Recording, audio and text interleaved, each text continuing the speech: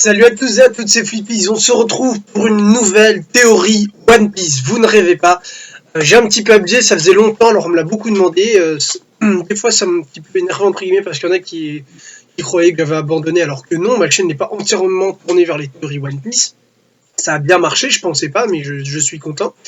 Là, j'avais pas spécialement de choses à dire, il y a plein de petites théories qui étaient possibles, mais j'avais pas vraiment comme je l'ai dit plusieurs fois, j'avais pas vraiment ma patte à apporter ou une idée, je me disais tiens ça pourrait être intéressant, ou ça mériterait d'être exploité, ou j'ai quelque chose à te dire, ou je suis pas d'accord, ou enfin voilà, il y avait plein de petites théories avec Sanji et tout ça, mais il n'y a pas de théorie concrète.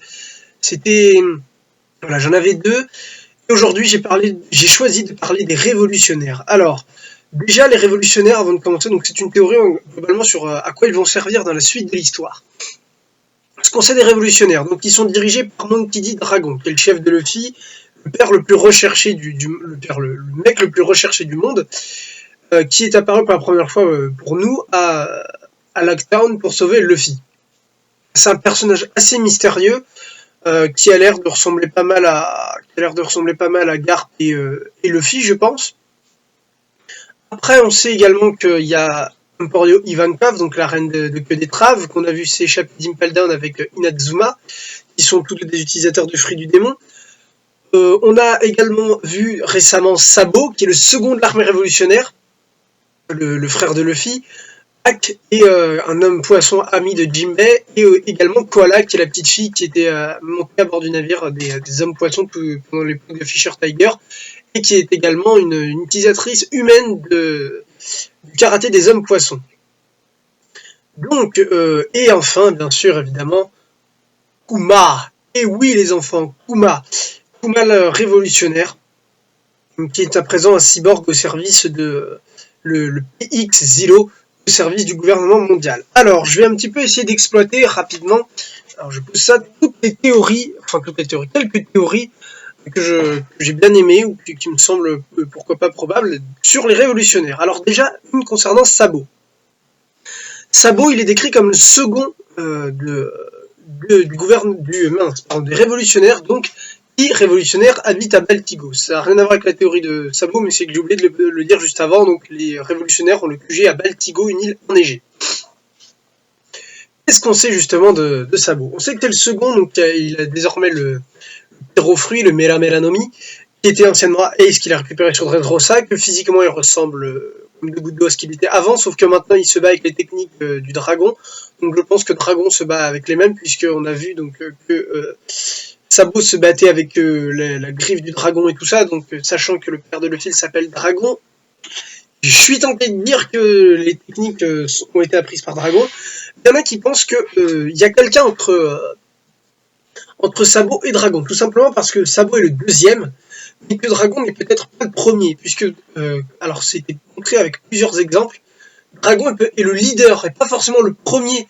C'est comme avec Marco. Marco était le premier capitaine de flotte, mais le second de Barbe Blanche. Alors c'est pas exactement la même chose qu'avec les révolutionnaires, mais ça se tient. Sachant que si c'est Sabo le deuxième, c'est particulier. Pourquoi? Parce que Sabo est fort, plus fort que Luffy, mais il n'est pas plus fort qu'un amiral. Et donc s'il n'y a personne de plus puissant que Sabo à part Dragon, c'est un peu chaud. C'est pour ça que je serais tenté de dire qu'il y a quelqu'un, un petit peu aussi à l'exemple de Fairy Tail, qui était Blue Note, avec Grimoire Heart, je crois. Oui, c'était Grimoire Heart, donc à l'attaque sur l'île Tenro.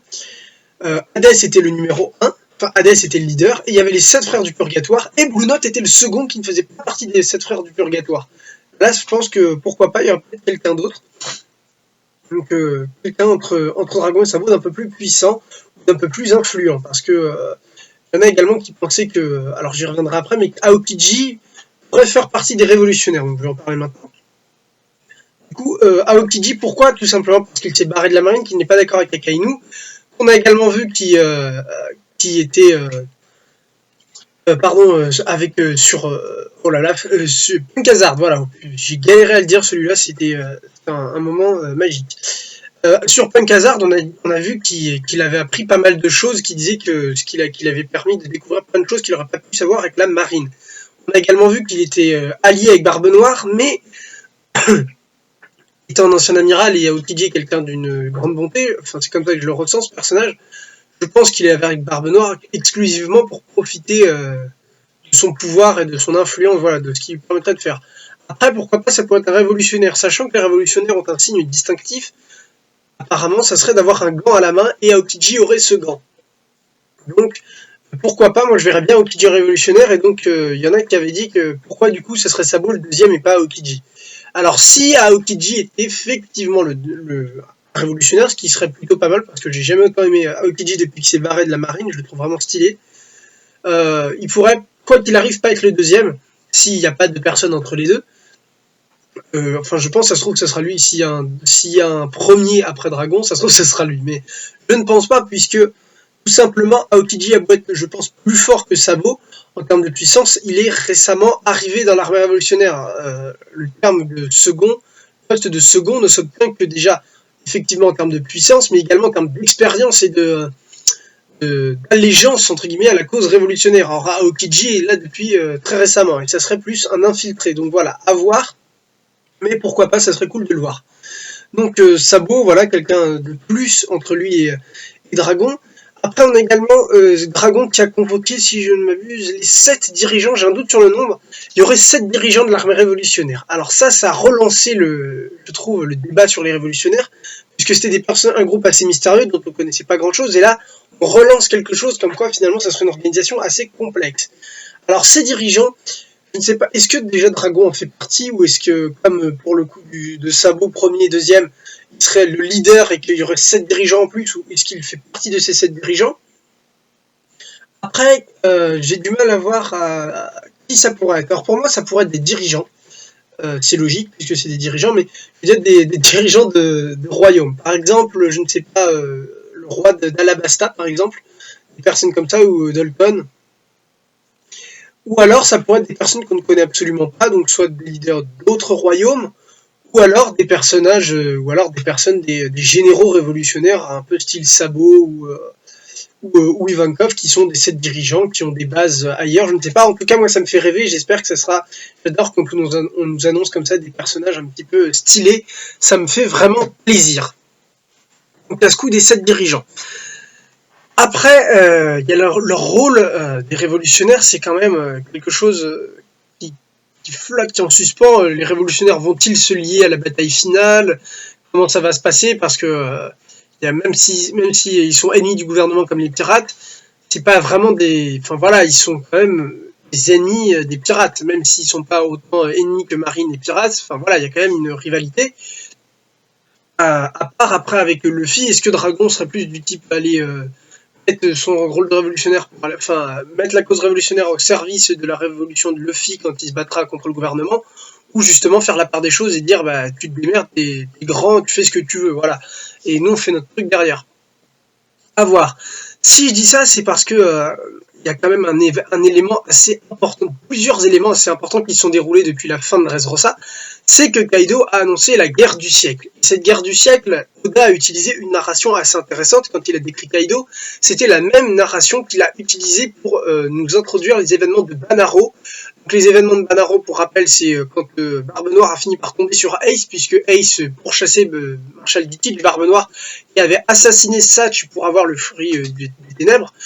Et ils ont fini par se rencontrer à Banaro, Ace et Barbe Noire, et se sont affrontés, puisque en plus Barbe Noire voulait attraper Luffy pour le livrer au gouvernement afin d'entrer parmi les 7 grands corsaires pour ouvrir la porte, libérer des criminels pour constituer son équipage et ensuite devenir empereur, ce qu'il a réussi. Sauf que Ace l'a trouvé, et Ace s'avérait être le frère de Boisseau, le frère d'armes, entre guillemets, pas tout à fait, mais le frère d'armes de Luffy. Donc ça tombait bien. Barbe Noire a sauté sur l'occasion, a capturé Ace, et ça nous a conduit à Marineford, qui est quand même the event de One Piece à l'heure actuelle, qui est la transition, si vous voulez, la fin de la saga Grand Line et l'épilogue, enfin le prologue à ce qui allait se passer dans le Nouveau Monde, les vrais enjeux de One Piece, c'est-à-dire le Nouveau Monde. Donc je pense que pour moi c'est pas anodin, sachant que cette narration, donc cette espèce de description qui met entre bulles, Oda l'utilise très rarement. Cette narration, et donc je pense que c'est pas une coïncidence, surtout pas avec Oda, il n'y a pas de coïncidence avec Oda, donc je pense que ce sera quelque chose qui va permettre cette guerre millénaire, enfin cette guerre du siècle va être un événement très très important. Je pense que ce sera un des arcs, un des événements finales qui feront partie de la résolution de One Piece, qui seront une des plus grandes guerres pirates du truc. Qui à mon avis seront tous les alliés de Luffy contre tous les ennemis de Luffy principaux, et je pense que ça pourrait être quelque chose de ce style-là. Donc, à savoir, est-ce que les révolutionnaires prendront part à ce conflit ou non, ou dans cette guerre, sachant que, avec le deuxième élément, attention, suspense, Jesus Burgess, qui est le commandant de la première flotte Barbe Noire, a réussi à découvrir Baltigo, son emplacement, puisqu'il s'y est rendu en cachette en embarquant clandestinement avec Sabo et tout ça qui sont partis de Dressrosa. Donc ça c'est du lourd. C'est du lourd puisque Barbe Noire a découvert l'emplacement des révolutionnaires. Et ça c'est énorme. Ça veut dire qu'il va y avoir un truc. Même s'il n'y a pas une action qui est faite tout de suite, Barbe Noire va servir de cette information. Il y aura forcément un combat. Il y aura un combat, c'est sûr, je ne sais pas. Barbe Noire, je pense que Barbe Noire va tuer quelqu'un. Alors j'avais pensé à Shanks pas mal, mais pourquoi pas Dragon? Est-ce que Dragon ne finirait pas mort finalement? Je ne sais pas, mais j'espère que Barbe Noire tuera quelqu'un pour montrer, c'est quand même l'antagoniste principal. C'est le... Non, pas l'antagoniste, j'ai un doute. Ah, ça me colle le doute. Si, c'est les ennemis, c'est les antagonistes. Ah, j'ai un doute avec antagoniste et protagoniste, mais il me semble que c'est ça. J'ai un doute, je suis désolé. Pourtant, je devrais le savoir, je m'excuse. Faudra que je vérifie parce que je viens de me coller le doute. Bref. Barbe Noire est l'ennemi principal de Luffy quand même, au final c'est le pirate, alors ça à mon avis pas l'ennemi final, mais ça sera le pirate final qui affrontera Luffy pour avoir le One Piece, et ça c'est pas anodin. Donc voilà, le fait qu'il ait découvert l'emplacement de Baltigo, ça annonce du lourd. Alors pour moi, parce que c'est quand même la principale théorie dont je voulais vous faire part, c'est et qu'est-ce qu'il pourrait concrètement faire, ces révolutionnaires? Alors pour moi, soit il s'allie à Luffy et on va avoir une putain de guerre géante à la fin du monde, ou alors il y aura plus de petits conflits qui vont un petit peu s'épurer, un petit peu comme Oda a l'habitude de faire quand Luffy arrive contre des adversaires trop puissants tels que Doflamingo ou Crocodile, c'est-à-dire qu'avant d'arriver directement dans l'arc principal où on bute le boss, on bute des subordonnés. Luffy affronte lui-même des subordonnés, comme ça a été le cas avec Mr. 3, ou César Clown et Vergo qui a été battu par Smoker et Hello. Il y a des spoilers, hein, j'ai oublié de vous le dire, mais voilà, c'est une théorie. Il y a forcément des spoilers dans une théorie, je vais pas faire une théorie sur Water 7. Voilà. Donc ça annonce du bien lourd. Également, est-ce que pourquoi pas le Cypher Paul 9 ferait partie de ces révolutionnaires? Pourquoi pas? Pourquoi pas, sachant que je les vois mal pirates. Par contre, je les vois pas moins, je les vois plus révolutionnaires parce que le gouvernement, sans quoi le Rob Lucci croyait, a été trahi. Donc je le verrais bien vouloir se retourner pour instaurer un vrai sentiment de justice, parce que ça boîte le plus gros enculé du monde, Rob Lucci, ça reste un défenseur de la justice, même s'il assassinerait tout le monde pour sauver le gouvernement. Enfin, je veux dire, voilà. Je pense que ça pourrait être le type de personne à faire un effort sur lui-même pour que la vérité éclate et se venger. Donc pourquoi pas être un espion de... Ça se trouve... Ah, je sais pas. Cypher Paul, Zero, est-ce que ça serait un espion? Voilà, il y a plein de choses, hein. C'est ça qui est génial, c'est que même en vous expliquant la théorie, il y a d'autres idées qui me viennent et c'est ça qui est vraiment cool. Cette guerre finale, je veux dire, il y a Sabo, il y a le frère de Luffy, il y a le père de Luffy, il y a deux anciens alliés de Luffy qui sont Ivankov et enfin voilà, ils vont forcément avoir un rôle à jouer dans cette guerre. Ça va être génial, à mon avis, les révolutionnaires vont exploser, ça sera vraiment super cool. Soit dans cette guerre finale, soit... Je sais pas exactement le but, parce que ça projette vraiment sur du loin, et dans ce loin, c'est un gigantesque nuage de flou, mais voilà. Et enfin, dernière théorie sur les révolutionnaires qui n'est pas les moindres, ça concerne Kuma et Vegapunk. Une théorie que j'ai vraiment bien aimée, c'est que Vegapunk pourrait être un révolutionnaire. Et ça, c'est sympa.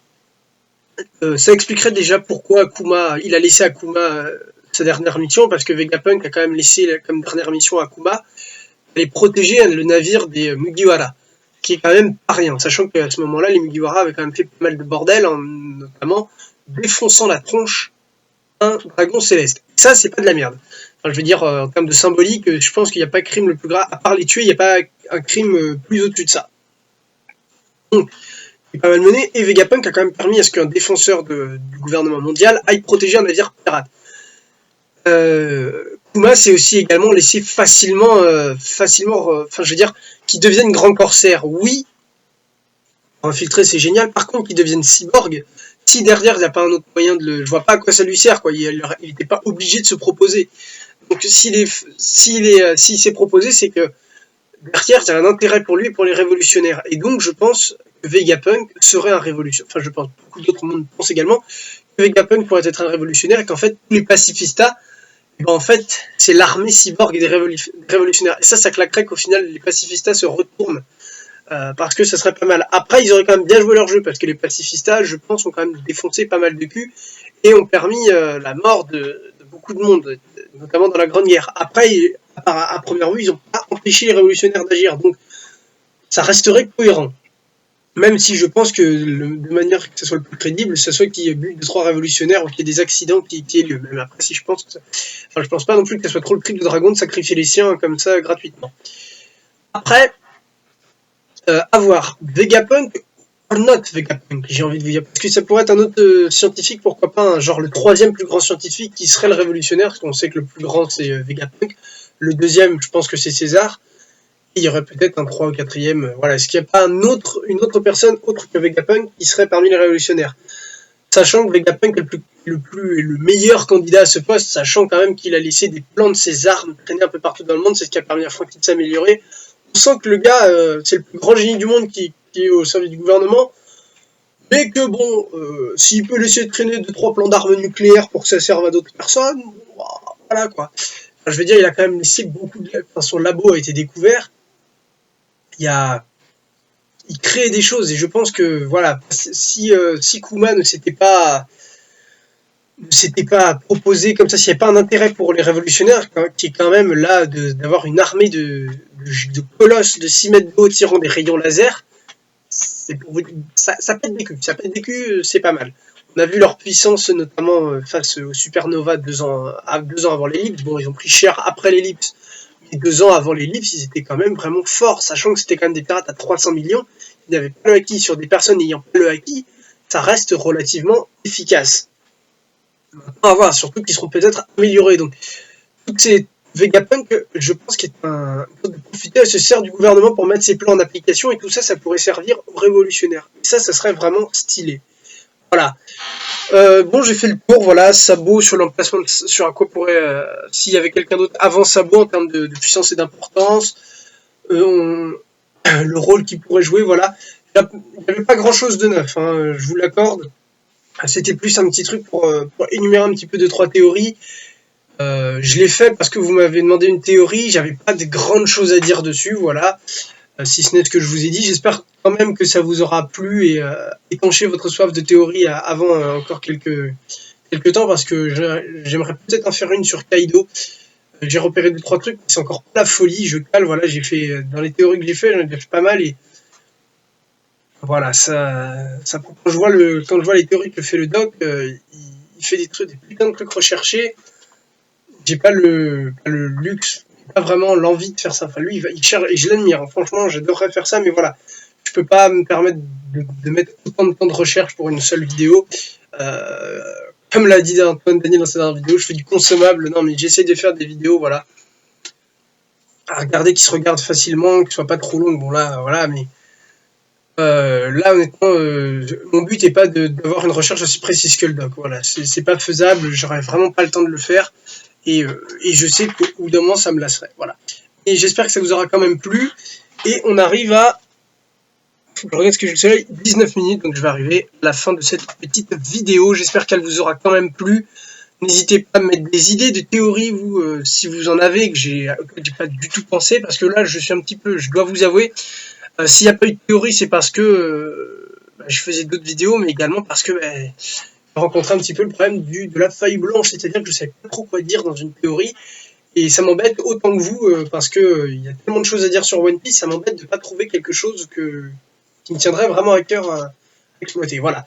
Donc sur ce, après tout ce blabla, je vous laisse, merci à tous, n'oubliez pas de vous abonner, de laisser un pouce comme ça, un pouce pas comme ça, parce que c'est pas cool, mais vous pouvez quand même le laisser, parce que c'est la liberté d'expression, les enfants.